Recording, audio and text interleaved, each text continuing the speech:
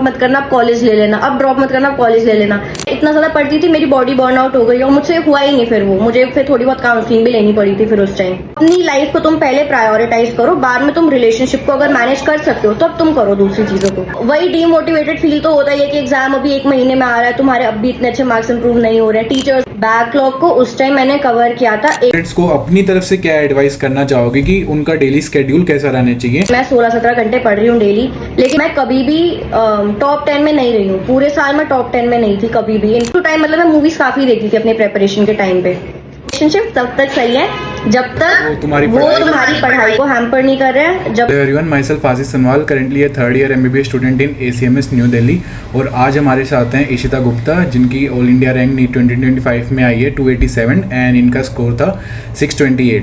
तो इनकी स्टोरी काफ़ी इंस्पायरिंग स्टोरी है, ना कि सिर्फ नीट एस्पिरेंट्स के लिए बल्कि उन बच्चों के लिए भी जो किसी भी कॉम्पिटिटिव एग्जाम की तैयारी कर रहे हैं। तो welcome Ishita to my channel. Hello Ashish, thanks for having me. Okay, तो सबसे पहले आप हमें अपनी जर्नी के बारे में बताओ कि कैसे आपका नीट 2020 का एग्ज़ाम गया, उसके बाद जो आपके ड्रॉप ईयर में चेंजेस हुए और कैसे आपके नीट 2025 में इतने अच्छे मार्क्स आए। 2020 was my first attempt, 12th के साथ वाला अटेम्प्ट। उसमें मेरे 512 आए थे। उसके बाद जो मेरा फर्स्ट ड्रॉप था उसमें मेरे 562 आए थे, क्योंकि उस टाइम कोविड की सेकेंड वेव चल रही थी और मतलब मेरे को एंजाइटी और मैं डिप्रेशन में चली गई थी और मेरे मतलब मुझे मेडिकेशंस पर रखा गया था। तो फिर मेरा एग्ज़ाम ऐसे ही गया था उस साल, बस मतलब ऐसे फॉर्मेलिटी के लिए मैंने अटेम्प्ट किया था उस साल। सेकेंड ड्रॉप में मेरे मार्क्स थे 671। उस साल मेरे अच्छे आए थे। 671 मेरा काउंसलिंग में उस साल थोड़ा इशू हो गया था। हाँ, 670 काफ़ी अच्छा स्कोर है। तो काउंसलिंग में उस साल इशू हुआ था। ऑल इंडिया रैंक क्या थी तुम्हारी उस टाइम पे? 1436। फिर उसके बाद उस साल मुझे IGMC शिमला मिला था, बट मेन ये था कि एक तो काउंसलिंग का इशू हो गया था, जो बेटर कॉलेजेस में भर सकती थी लिस्ट में, वो इशू था एक तो। और सेकंड इशू एक ये भी था कि उस साल मेरी हेल्थ ठीक नहीं थी। जैसे एग्जाम से 1-2 महीने पहले मेरी फिजिकल हेल्थ ठीक नहीं थी, तो मैंने मॉक्स वगैरह नहीं दिए थे, तो वो मन में मतलब सेटिस्फैक्शन नहीं थी मुझे कि अपना बेस्ट नहीं दिया। तो उस साल फिर मैंने फिर से ड्रॉप किया था।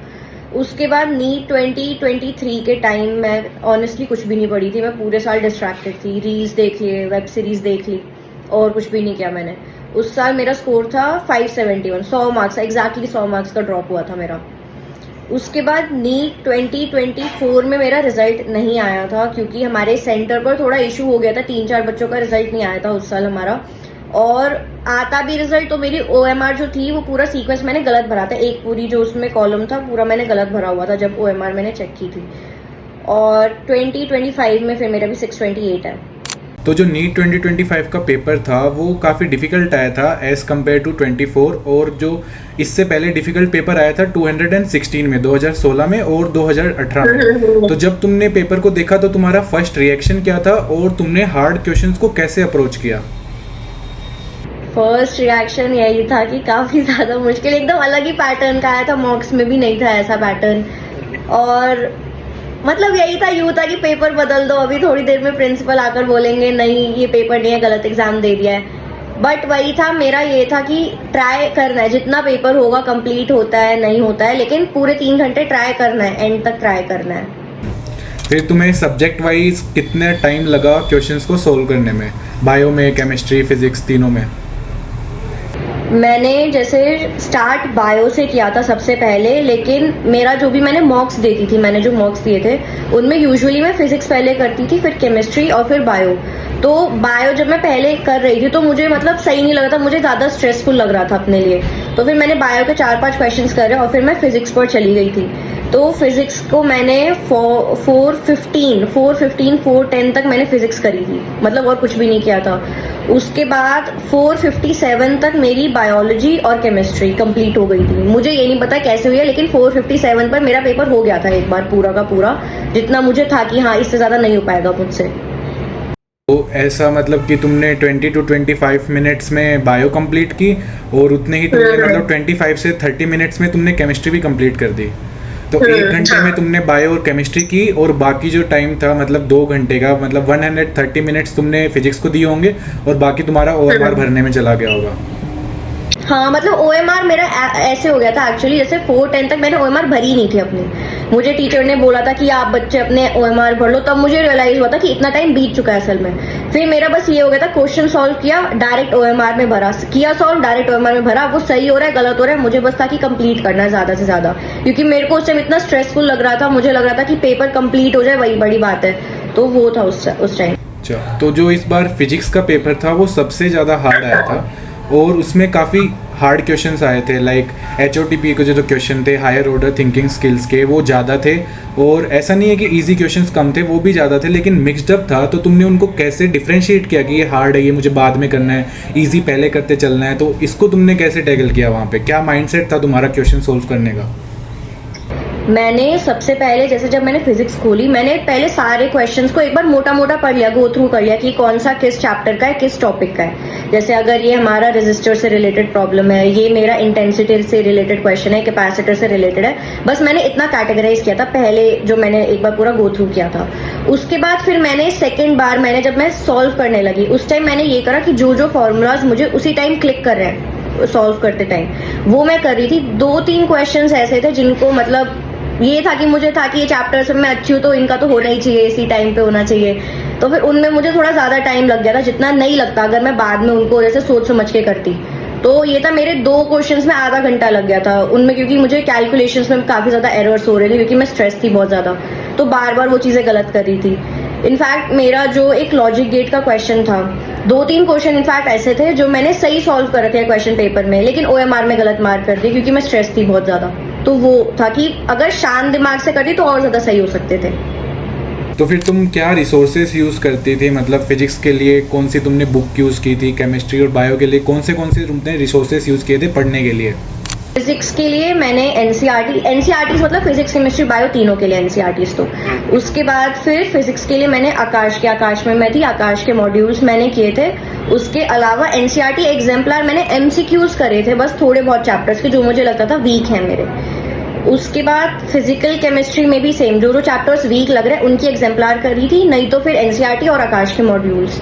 ऑर्गेनिक और इनऑर्गेनिक में मैंने कम्प्लीटली NCERT ही करी थी, मैंने आकाश का मॉड्यूल भी नहीं करा था उसमें। और PYQs करे थे मैंने 2013 से अभी लेटेस्ट तक 2024 तक, सेम बायो में NCERT और PYQs 2013 से 2024 तक। आकाश के मॉड्यूल्स नहीं करे थे उसमें भी। तो मतलब कहने का मतलब ये है कि तुमने पहले NCERT से क्वेश्चन सोल्व किए, लेकिन तुम्हें लग रहा है कि तुम्हारा ये टॉपिक वीक है, तुम्हें समझ आ गया है, लेकिन तुम अभी भी सोच रहे हो कि इसमें मुझे थोड़े और क्वेश्चन प्रैक्टिस करने हैं, तो उसके अंदर तुमने NCERT एग्जाम्पलर को इंक्लूड किया, ना कि कोई और बुक जैसे SCV होती है उसको इंक्लूड नहीं किया। ज़्यादा हाई पे तुम जाने की कोशिश नहीं की।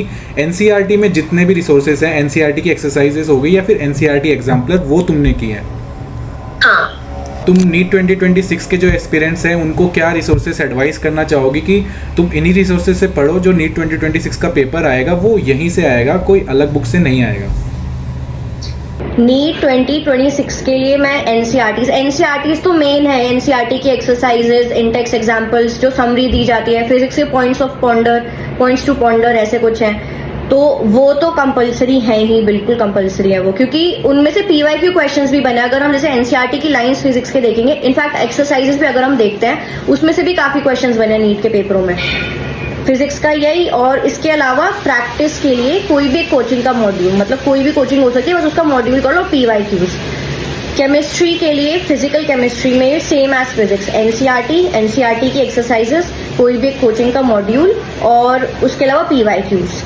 फिर ऑर्गेनिक, इनऑर्गेनिक और बायोलॉजी, इनके लिए NCERT की एक्सरसाइजेस, PYQ सारे मतलब लास्ट 10 ईयर्स के सफिशिएंट रहते हैं, क्योंकि ज्यादा इनमें डिटेल में या एक्स्ट्रा पूछा नहीं जाता है। और इसके अलावा एग्जाम्पलर कर लीजिए, क्योंकि इस साल पेपर में जैसे थोड़े बहुत क्वेश्चंस आउट ऑफ NCERT आए थे, तो उसके लिए प्रिपेयर रहे पहले से। तो लेकिन NCERT का ही होता है वो सब कुछ, NCERT एग्जाम्पलर कर ली, तो ये सब। मतलब जैसे ही नीट 2025 का जो पेपर हुआ, उसके बाद टीचर्स बोलने लग गए कि हम तुम्हें SCV पढ़ाएंगे फिजिक्स के अंदर, इरोडोव के कुछ क्वेश्चंस करवाएंगे, उनकी नीड नहीं है। केमिस्ट्री में भी बोल रहे हैं कि बुक से करवाना है, तो उनकी कोई नीड नहीं है। मैं भी सही बच्चों को यही बोलता हूँ कि सिर्फ NCERT ओरिएंटेड फोकस करो, NCERT में जो अच्छे क्वेश्चंस हैं उनको प्रैक्टिस करो। तुम बाहर क्यों जा रहे हो? जब पेपर में वही आना है तो तुम्हें वही चीज़ें करनी है। वही पेपर में आना, थोड़ी सी जगह से जितने ज्यादा रिसोर्सेज यूज करेंगे उतना डिफिकल्ट होगा उसको रिटेन करना। एक ही रिसोर्स को जितना टाइम मल्टीपल टाइम कर सकते हो उसी रिसोर्सेज पे स्टिक होकर पढ़ाई करो बस। क्योंकि मेन तो वही कॉन्सेप्ट आना चाहिए। नीट का जैसे फिजिक्स का बोल रहे हैं मुश्किल आई है, लेकिन अगर तुम्हारे कॉन्सेप्ट्स क्लियर है, जो बच्चों के जैसे जो टॉप रैंकर्स हैं उन्होंने भी करा, वो भी वही चीज पढ़ रहे हैं, तुम भी वही चीज पढ़ रहे हो, बस वो कॉन्सेप्ट क्लैरिटी पे आ जाती है बात। तो फिर तुम ऑफलाइन कोचिंग जाती थी या फिर तुमने ऑनलाइन लेक्चर्स ले रखे थे? मैंने ऑनलाइन। तुम ऑनलाइन पढ़ती थी। ऑनलाइन कहाँ से प्रिपेयर करती थी तुम? आकाश डिजिटल से तुमने प्रिपरेशन की है। उसके बाद तुम्हारा डेली का स्केड्यूल क्या रहता था? डेली का मेरा होता था जैसे 9-10 बजे तक उठ गए आराम से, उसके बाद 10:45 से 2 तक मेरी क्लासेस चलती थी, 2 क्लास होती थी हमारी, वो क्लासेस अटेंड करी, उसके बाद थोड़ा ब्रेक लिया, फिर उसके बाद मेरा था कि रेगुलरली 7 घंटे मतलब 7-8 घंटे मैं पढ़ती थी डेली एवरेज पे, और ब्रेक्स ले लेकर पढ़ती थी लेकिन। और क्लास के टाइम पर भी मेरा ये था कि मैं थोड़ा बहुत अपना डेली के जो मेरे टारगेट्स होते थे, लेट्स से आज मुझे इस चैप्टर के क्वेश्चंस करने हैं या इस चैप्टर को रिवाइज करना है, कुछ भी होता था तो वो भी मैं करते रहती थी, क्योंकि क्लास में ऑफकोर्स सारे टाइम पढ़ते नहीं है। तो ये मेरा टारगेट ये रहता था शुरू के जैसे दिन जब मेरा शुरू हो रहा है पढ़ाई के लिए, तो शुरू के 4-5 घंटे में मैं 60 to 70% टारगेट्स अपने कंप्लीट कर लूँ, ताकि बाद में फिर मैं रिलैक्स होकर पढ़ पाऊँ। तो ये था मेरा मेन। मतलब डेली तुम कितने घंटे की पढ़ाई करती थी? अगर इसको हम ब्रेक डाउन करें तो कि डेली तुम कितने घंटे पढ़ती थी? डेली क्लास को मिला के मैं 10-11 घंटे पढ़ती थी। और सेल्फ स्टडी मतलब 8 घंटे की होती थी, लेकिन उसमें ब्रेक्स भी होते थे, तो वो पूरा प्रॉपर नहीं पता कि कितने होती थी, बस बोलने को हो गया कि 10 से 6 पढ़ लिया, तो 10 से 6 पढ़ लिया, लेकिन उसमें ब्रेक्स भी होते थे। तो क्या तुम शॉर्ट नोट्स बनाती थी या फिर पूरे नोट्स के जो लेक्चर हैं उन्हें ही दोबारा रिवाइज करती थी? मैं अपने जैसे मॉड्यूल्स लेके रखती थी, क्योंकि एंड में मैं मॉड्यूल्स ही रिवाइज करती थी, तो जो भी एक्स्ट्रा थ्योरी या फिर कोई अच्छा क्वेश्चन टीचर्स बता रहे थे तो वो मैं मॉड्यूल में लिखती थी, फिजिक्स के केस में और फिजिकल केमिस्ट्री के केस में। लेकिन बायो, इनऑर्गेनिक और ऑर्गेनिक में मैं वो सारा एनसीईआरटी में, क्योंकि एनसीईआरटी ही करी थी मैंने, पीवाईक्यूज भी मैं अच्छे एनसीईआरटी में ही लिख लेती थी, तो सब कुछ मैंने उनका एनसीईआरटी में किया था कि मुझे एंड में बस यही बुक्स पढ़नी है और कुछ नहीं पढ़ना है मुझे। फिजिक्स का और फिजिकल केमिस्ट्री का जो एनसीईआरटी के भी इंपॉर्टेंट पॉइंट्स थे वो भी मैं मॉड्यूल में ही लिख लेती थी, थ्योरी वाले एरिया में। तो जो भी तुम्हारे इम्पोर्टेंट पॉइंट हो गए, अगर नीट एक्सपीरियंस को चाहिए होंगे तो वो मैं तुमसे लेके अपने टेलीग्राम चैनल पे अपलोड कर दूंगा। वो वहां से एक आइडिया ले सकते हैं कि हमें एनसीईआरटी ऐसे पढ़नी है, जो इम्पोर्टेंट चीजें होती हैं वो हमें लिखती रहने पड़ेंगी।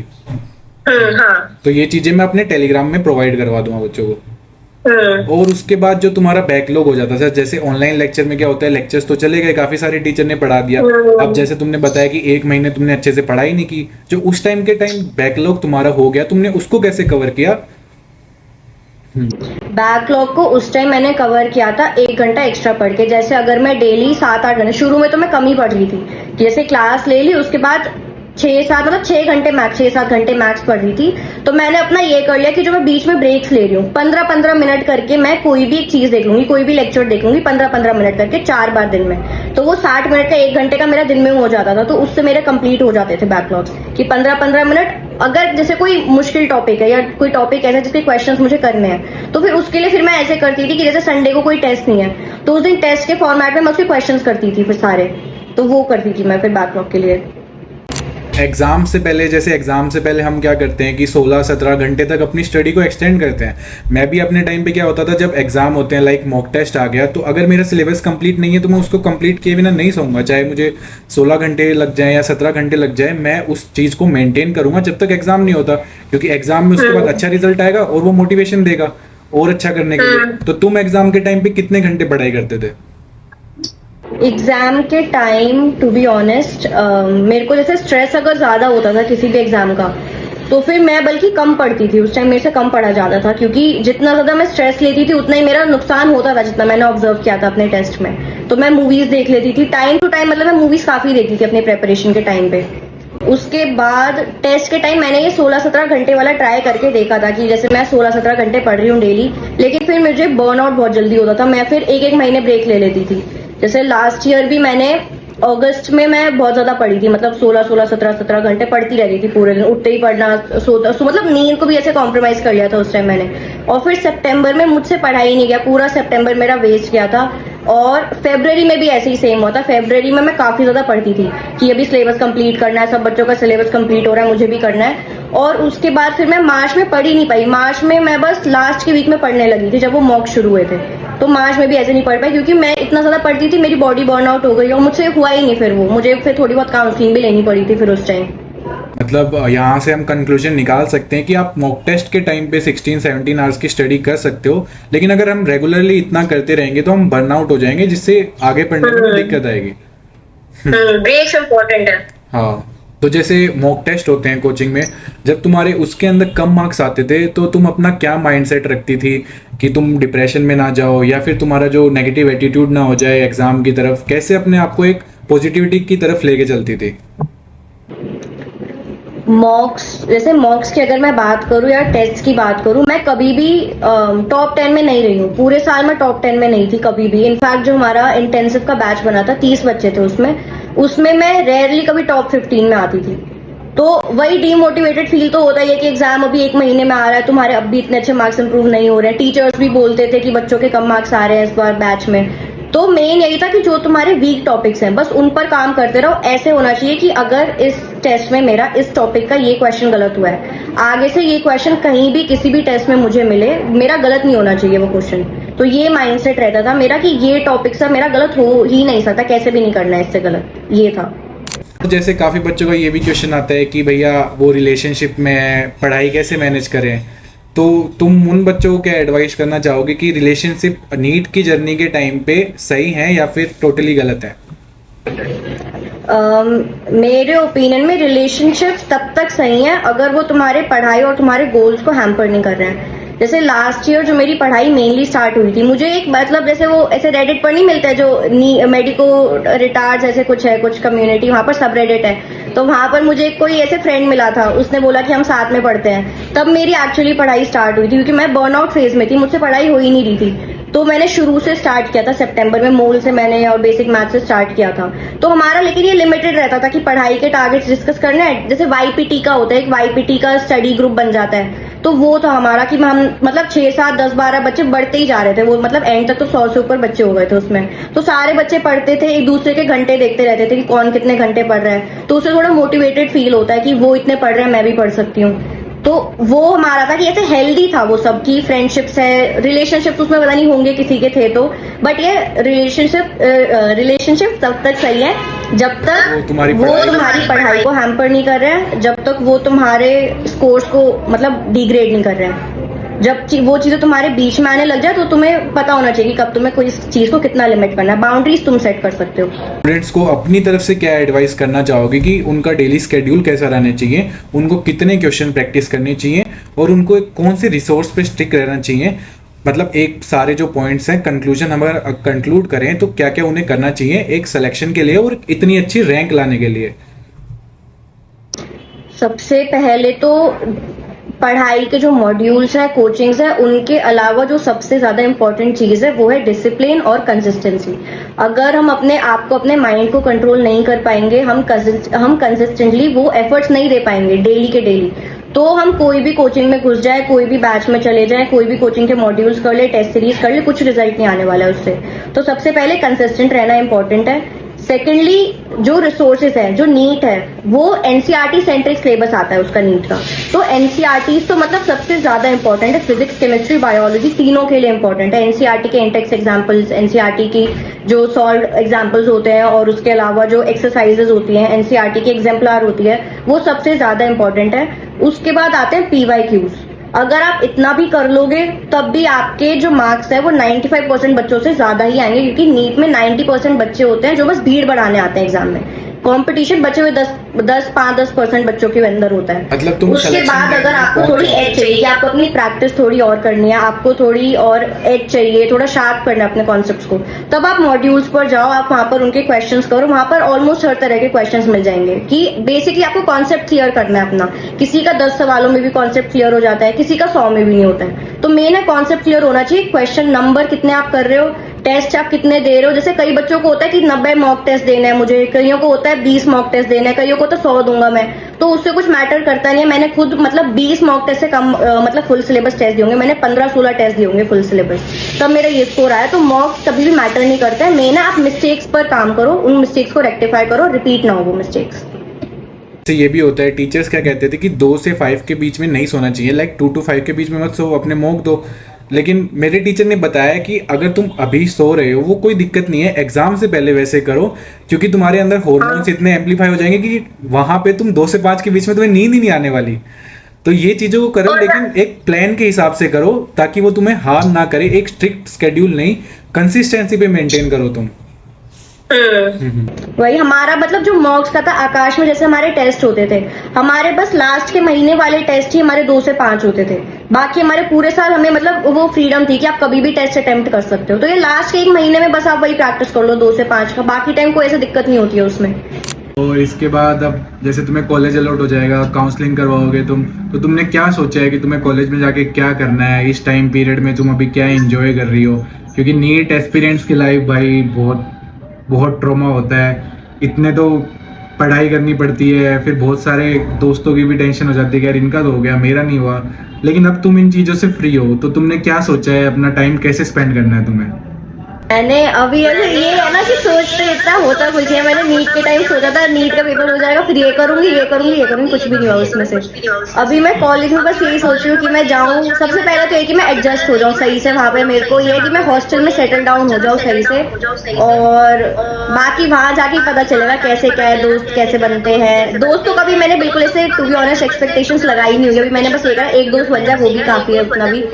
और पढ़ाई का ये है कि देखते हैं कैसे पढ़ाई होगी, सब बच्चों के लिए मुश्किल होगी तो सबके लिए होनी चाहिए मुश्किल, तो देखते हैं। चलो थैंक यू, काफ़ी अच्छा लगा तुमसे बात करके। और जो भी तुमने पॉइंट्स बताए हैं वो काफ़ी मतलब ये था कि हाँ रियलिटी में टॉपर्स हैं, वरना कुछ भी बताने लग जाते हैं आजकल की। हाँ भाई एक बार आ गया कुछ भी बता देते हैं, टीचर्स ने बोल दिया ऐसे इंटरव्यू दे दो, हमारी टेस्ट सीरीज प्रमोट कर दो।